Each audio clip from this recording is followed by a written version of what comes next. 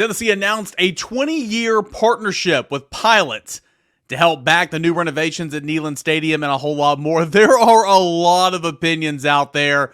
We're going to dissect fact from fiction here today on Locked On Vols.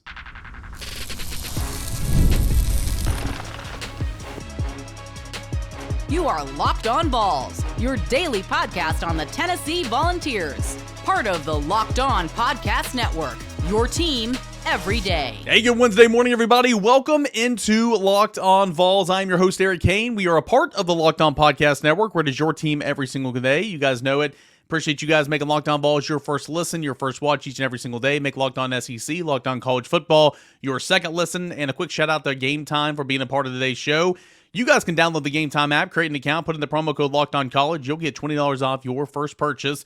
That is on the Gametime app. You guys know it. It is free. Locked On Vols weekday mornings when you wake up. It's your go-to spot for Tennessee news, Tennessee football coverage, and entertainment throughout the week, getting you set for kickoff. And you can find us wherever you get your podcast completely free, and on the YouTube channel. Got a Locked On Vols Instagram page as well, so go ahead and give that a follow. I post reels on that. I try to at least every day or every other day. Today's show, we're going to dissect every different angle of the Pilot sponsorship, what this means for the University of Tennessee, what this means for Neyland Stadium, and what this means for you as the fan. We're going to dissect fact versus fiction. A lot of stuff going on out there right now. We'll break it down here on today's Locked On Vols. Surprises of fall camp in segment number 2, and then a couple more mailbag questions. There were some late submissions to the show yesterday. We'll answer those in segment number 3 for you everydayers. So here's kind of where I am on this Pilot sponsorship. There are a lot of opinions out there. There are a lot of theories. I, Eric Kane, and am no position, nor if you ever think I'm trying to, that's not my intent. That's not where my heart is. I don't tell you how to fan. That's not my role. My role is to inform, my role is to entertain, and my role is to be an outlet for you guys. My job is to never tell you what you should do, because who the heck am I to do that, right? But I do think with this platform, I can give my opinion, because it is my show and I have opinions, and it's a safe space. You can agree with me, you can disagree with me, but it is not my role to tell you how to fan. So if you absolutely hate this Pilot sponsorship, if you hate that Pilot's going to have signage at Neyland Stadium, if you hate that there's going to be logos on the field, that's okay. Hate away. Personally, I don't. But I'll tell you why here in just a moment. But I will tell you what is true and what is not. Here are some facts for you. It is expensive to be in the business of college athletics in 2024. It is expensive to win. And no, I'm not talking about name, image, and likeness and all that. And, Tennessee's been fighting that battle for all of college athletics the last year in the federal courts. But I'm talking about being resources-wise, being able to treat your players, both in the training room, strengthen them in the weight room, invest in a nutrition program to make sure they're fueling their bodies the way that they need to. Obviously locker room, obviously facilities in terms of practice field, obviously wardrobe, dress, all that type of travel expenses. It is expensive to be in the business of college athletics, and it's only going to get more and more expensive. So if you want to attract the top talent, if you want to attract the best athletes in the country, you better be investing in your program, and that ain't cheap. So that is fact. What is also fact is that Neyland Stadium is undergoing a $337 million renovation project right now, well, over the course of the last couple of years and over the course of next offseason as well. Obviously, $337 million, that ain't cheap. That ain't cheap whatsoever. So, sure, you can get funding from here and you can get funding from here, but you need money, okay? So that is also fact. What is fiction in regards to this Pilot sponsorship is that nothing is going to change in terms of Neyland Stadium or Shields-Watkins Field. Those names are not changing, nor will they ever. In fact, everybody's getting so caught up in the UT release this phrase that says, or this line that says, Neyland Stadium, home of the Vols, preserved by Pilot. That doesn't mean that it's attached to the name. That doesn't mean that when the broadcasters come back and say, hey, welcome back into Neyland Stadium, powered by Pilot. No, that's not the case. What's also fact is this Neyland Stadium partnership with Pilot is completely different with the Food City partnership with Thompson Bowling Arena. Thompson Bowling Arena, though I've never dropped the TBA adage, but I refer to it as Thompson. I think you guys hear me as well in my ad reads. I say it all the time. I refer to it as Thompson Bowling Arena at the Food City Center. However, Food City is attaching its name to Thompson Bowling Arena. So that is fact. That is not the case here with Tennessee. Pilot is not attaching its name to Neyland Stadium. Pilot is not attaching its name to Shields-Watkins Field. So if anybody's out there saying that, if you're reading that on Twitter or on Facebook or anything else, that is just simply not true. So if you were under false impressions, well, here you go. That's just not true. What I can tell you about this deal is, and again, you can like it or not, I think it's a great move for Tennessee, but that's just my opinion. What this deal is with the Pilot sponsorship, it's a 20-year agreement with Pilot and the University of Tennessee, okay? Neyland Stadium, Shields-Watkins Field, not changing names. Pilot will not be attached to those names. Of course, Shields-Watkins Field's been here for 103 years. It's not going to be Pilot's, field at Shields-Watkins. No, it's not going to be that. Pilot will have logos on the field. Brent Hubbs, my boss over at VolQuest.com, tweeted out a picture yesterday. You will see logos on the field. You will also see signage from Pilot on the east side of the stadium. Okay, you look at whenever Tennessee announced this yesterday, Danny White came out and he had a quote that I want to read here. Quote, as we navigate the changing landscape of college athletics, we are dedicated to building the best athletics department in the country because we are committed to preserving the name of Neyland Stadium. Finding a partner who shared this vision was essential. Okay, so it's all about preserving the name. They have led. Their lead is not necessarily Pilot and Neyland Stadium. Their lead is we're preserving the name. We're not changing the name of the stadium or the field. You go on down to what Pilot's CEO Adam Wright had to say about not changing the name of Neyland Stadium. Quote, it was just a non-starter, Adam Wright said on the thought of renaming the stadium. Now, I did have some thoughts in the home opener last year looking around. I did think we could have a bigger presence at the stadium, that's logos and signage, and start to really show in a tangible way our partnership with Tennessee. So it was important that our name be a little more prominent there. But as far as renaming the stadium or the field, that was a non-starter.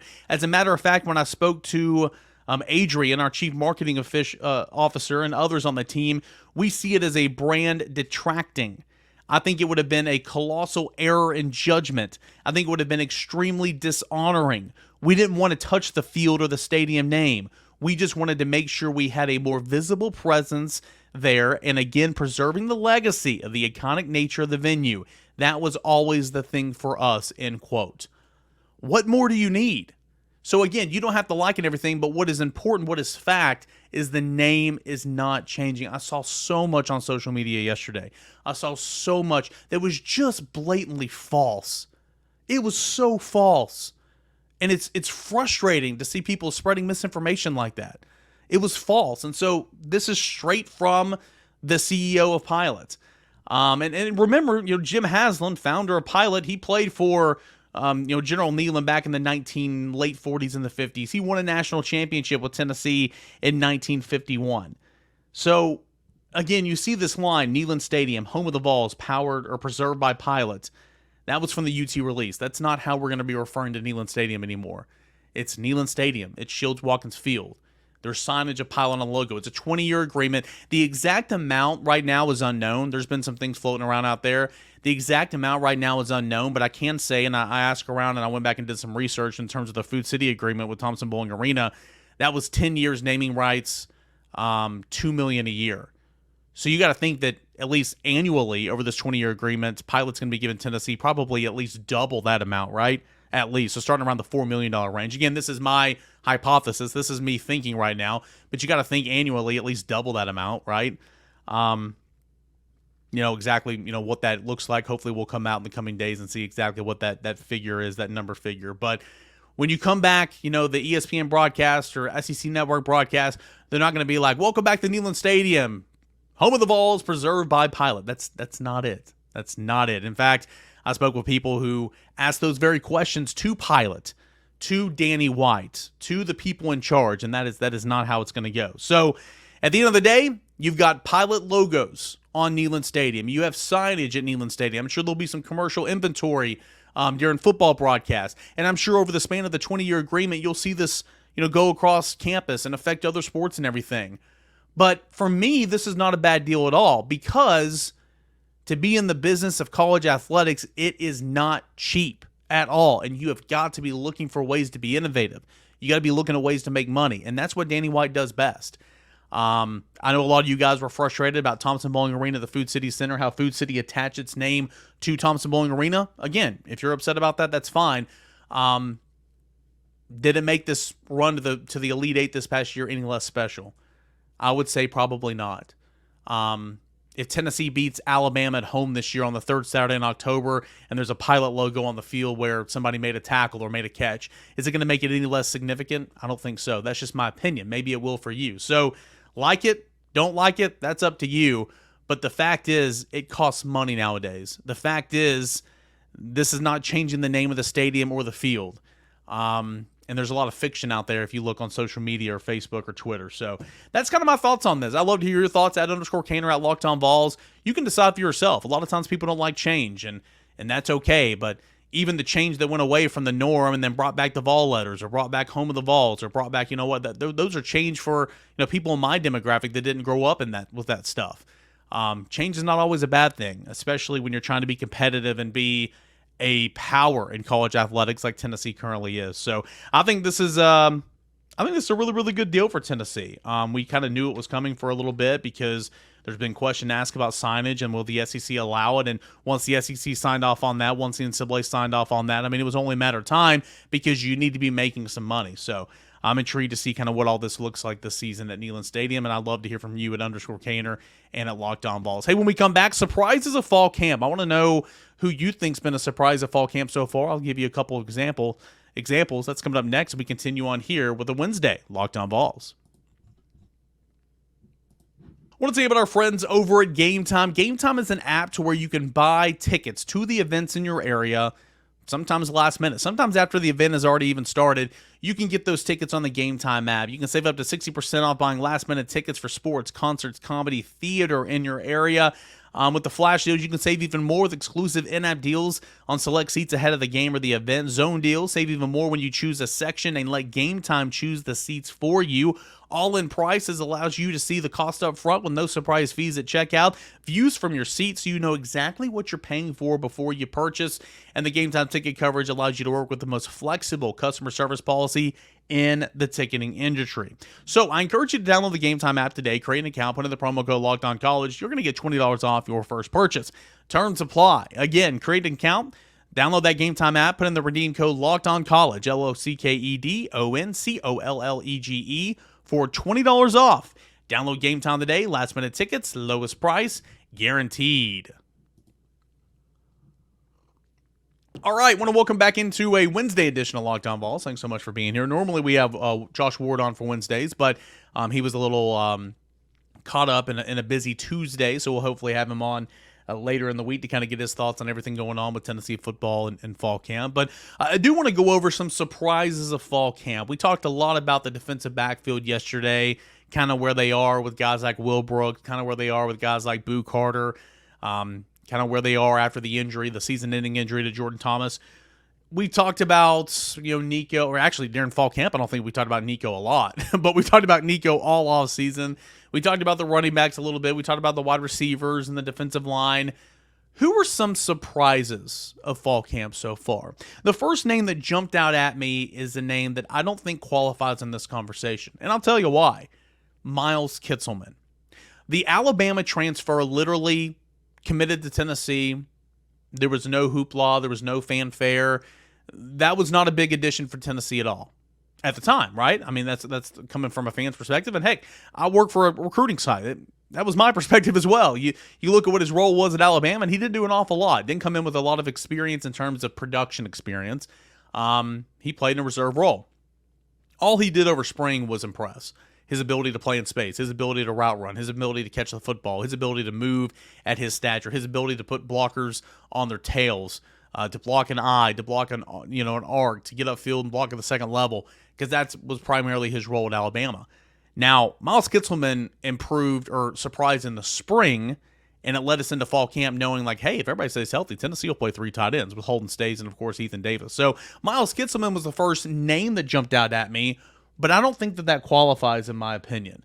because I think he was a surprise in spring. What about Christian Harrison? Christian Harrison was very much an afterthought. Christian Harrison, got reps at cornerback his first couple of years here, and then at spring he was practicing at safety, and then to begin fall camp, he was taking reps at the star position with Jordan Thomas and Boo Carter. And now with Jordan Thomas out, you got Christian Harrison that's taking reps at the ones. And if the season were to start today, Christian Harrison might be getting that start.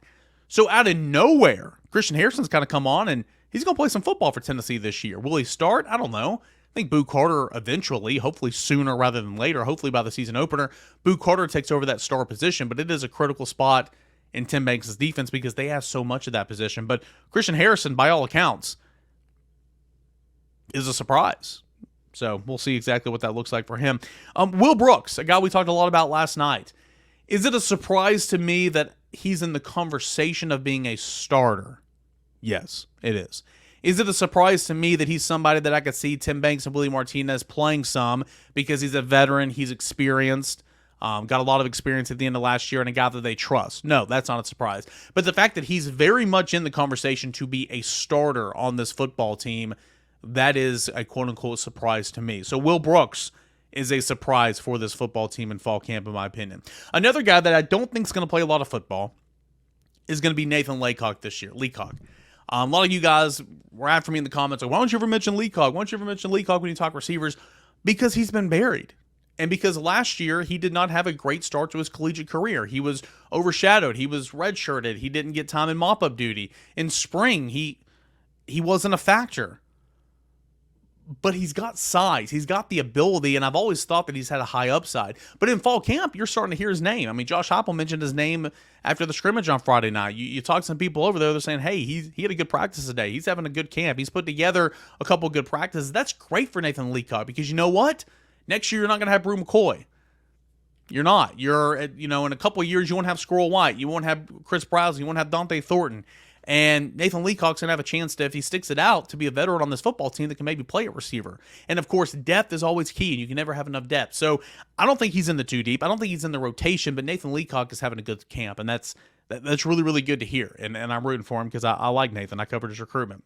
Larry Johnson's a name that, again, I don't think that he will be a starter, or he's definitely not going to be a starter. But I don't think that he's the first tackle off the bench if somebody gets hurt. I think if Lance Hurd gets hurt at left tackle, they flip John Campbell over and bring in Dane Davis. I think Dane Davis is kind of your backup tackle for both of those guys. But Larry Johnson had a pretty solid spring, and Larry Johnson's getting better and better. So that's good news whenever John Campbell leaves, whenever Dane Davis leaves. Maybe Larry Johnson could step in. Maybe Bennett Warren is caught up to speed and can step in. If Tennessee gets the commitment of David Sanders on Saturday, maybe he can step in as a true freshman. I don't know. But the progress of Larry Johnson's been a pleasant surprise. And that's really, really good to hear. Jesse Perry, a freshman offensive lineman, who I think there's potential there for him to play center in the future. I'm actually surprised they've not tried him out at center yet in fall camp. I really, really am. But he's a guy that people have mentioned a ton, and he looks the part. He is a big dude. And coming from a high school and a scheme that they never, ever, ever threw the football, the way that he's adapted and kind of jumped into the pass blocking schemes has been really, really cool to see. So I would say he's kind of a surprise. Again, Larry Johnson's not going to play this year. Jesse Perry's not going to play this year. Nathan Leacock's not going to play this year. But Miles Getzman will. Christian Harrison will. Will Brooks will. And another name that people are saying, what about Chris Brazel? What about Chris Brazel? He's not a surprise to me because I thought he was going to be a stud when he came in here. So the fact that he's having such a good camp, that doesn't shock me whatsoever. Just kind of my opinion there. Am I missing anybody?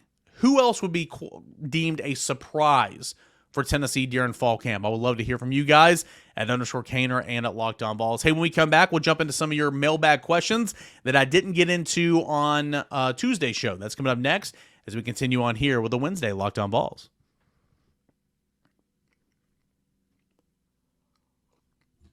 All right, welcome back into your Wednesday edition of Locked On Vols. Thanks so much for making us your first listen, your first watch each and every single day. All right, so a couple more minutes here on today's show, and a couple of you guys sent in some questions that were a little later on. I didn't get it before I recorded yesterday's show, so I'm going to answer them right here. We'll start with Trevor. Trevor says, I know I'm not from Knoxville or Tennessee at all, but I usually come down for a game once a year. This year, my wife and I are coming down for the weekend. What should a game weekend in Knoxville look like? It's a really, really good question because I haven't had that experience in so long. You know, in my realm, I'm with the media, so my game day is very much different from your game day, and I don't get to enjoy a lot of what makes college athletics so much fun. I can tell you back before I really got going in the media, you know, fresh out of college, my first year or two as a producer over at the radio station, and I would go to games on Saturdays and stuff. I'd always tailgate with some of my buddies. We always had a specific tailgate spot and all that type of stuff. I'm not saying you will have that because you're an out-of-towner, but come in, go to Vol Village, of course, see all that stuff. I mean, if you come to a game every single year, you know that you need to get here early. She's got to see the ball walk, all that type of stuff. If you're coming in here like on a Friday night, I encourage you to go to Calhoun's on the River. Some awesome food. You know, take in a high school football game here in East Tennessee. I would invite you to go and look around campus because there are so many cranes and construction going on, but things are looking awesome. Things are getting better and they're being innovative around campus. Go see that. You can walk down the Vol Navy early on a game day morning and see all the boats that are coming in. I think that's pretty cool. At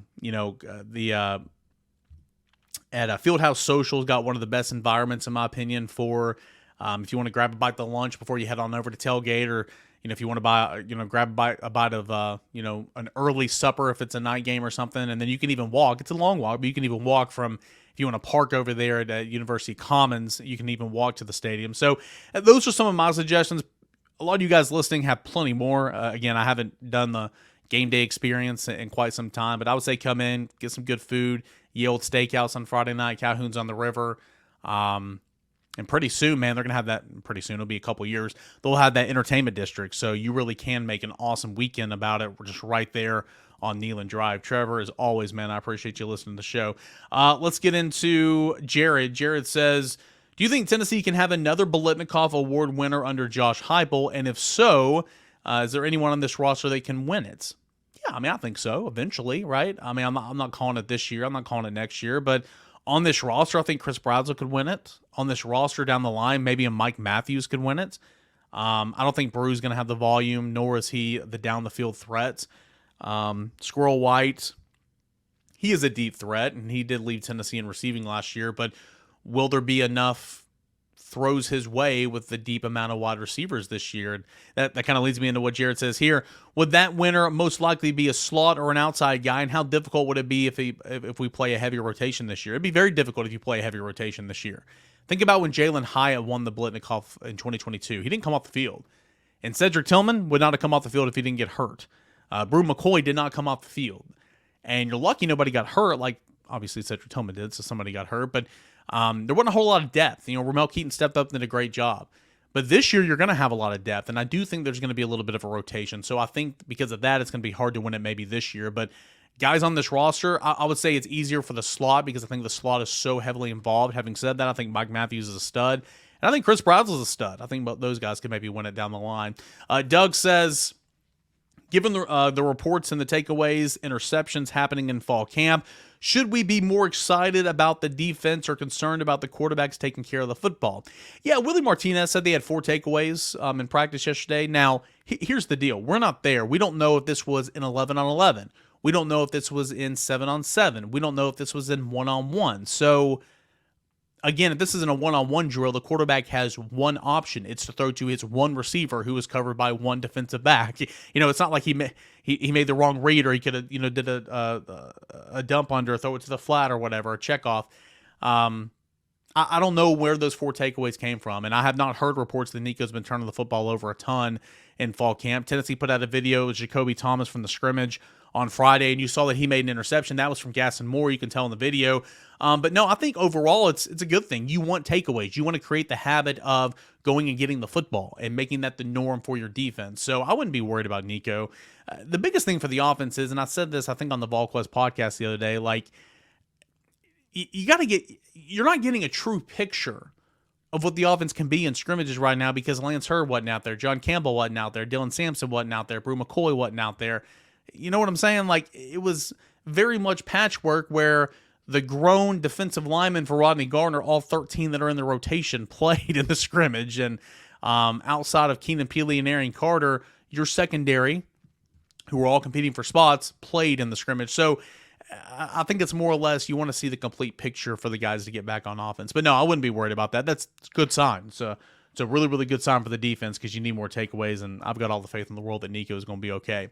Rob says, by all indications, it seems like the coaching staff has rebuilt this roster. The depth in many places is SEC championship level. If this class holds true, it will add to it. Which position group still needs some work? Running back, cornerback, linebacker. I think the linebacker room has gotten miles and miles and miles better the last couple of cycles. You always need to add to every room every single year. Don't get me wrong. You always need to add to every single room, but I like the linebacker room kind of where it is right now. Cornerback for sure, because you don't have a lot of depth there. So cornerback for sure. Safety, I would put in that conversation. Defensive lineman, you're about to lose a ton after this year, so you need to replenish that group. And Tennessee's got a pretty good basis to work with next year with David Hobbs and Jackson Moy and Nathan Robinson and maybe Bryce Neeson if he goes to the league or not. We'll see. He's technically got another year left, I believe. But nonetheless, offensively, tight end, the room looks much better. You've got a young guy that's on campus now. You've got 2 commits in the class, and you've got Ethan Davis who will be back. Kitzelman's gone, and we'll see about Holden stays. So tight end, again, need to take another one, but it looks pretty good. Running back, I would say running back needs some work. And then quarterback. You always need to have a quarterback, but, we know Tennessee's classes that are kind of lined up right now to come in with Faison Brandon in 26, George McIntyre in 25, Merklinger that's here in 24, and, of course, Nico in 23. So I would say secondary really is kind of where I'd point out, and, of course, defensive line because you always need to replenish. Let's go to Glock Vols. Would you buy or sell stock on the secondary based on what you've heard so far in fall camp? According to the coaches, man, you buy. No, we're not doing NC here. Yeah, you would buy because they love this room. They think this room. Willie Martinez said the other day, and I meant to play the clip and I didn't. I apologize. Willie Martinez said this is maybe his favorite group he's ever been around. That's saying a lot, man. Willie Martinez has coached forever. He's been a defensive coordinator in this league.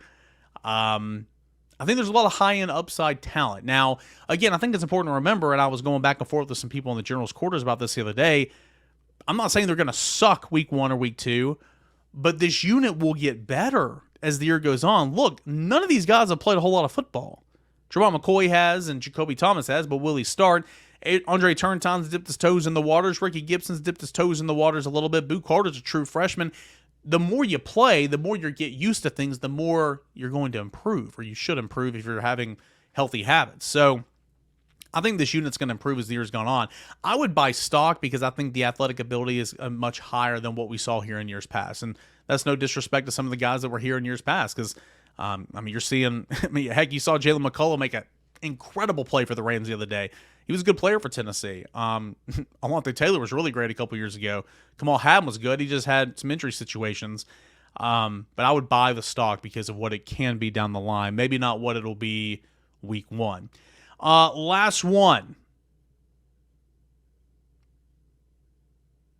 2 more to go. We'll go another one here from Glock Falls. How has Larry Johnson looked? I kind of answered that earlier. He's improved for sure. Also, is T-Lander our 3rd best linebacker? Yes, he is. Is he Aaron Carter's future? His and Aaron Carter's futures are looking really bright together. Yeah, I would agree. I can't wait to see those guys play together for years to come. T-Lander, it's nice and dandy to hear of it on a depth chart in week 1 when they rotate 2 in, 2 out at linebacker and all that. But as the season goes along, you get into SEC games, injuries happen, or you just need the best player on the field at one time. T-Lander will back up both of those inside linebacker spots. Preferably, T-Lander will play in the box more and not be the Mike that goes out and covers the number 3 receiver at times. But, T-Lander is the 3rd best linebacker, and he will back up both of those guys when it's all said and done. But T-Lander will probably be with paired with Caleb Perry in week 1 when they take Peely and Carter out. T-Lander and Perry go in. Last one will go to Miller. Miller says, from what you've seen in practice, what do you expect to have, or who do you expect to have the best season at wide receiver, barring no major injuries? Based on what I've seen, Chris Brazel, man, he's a stud. He's really, really good.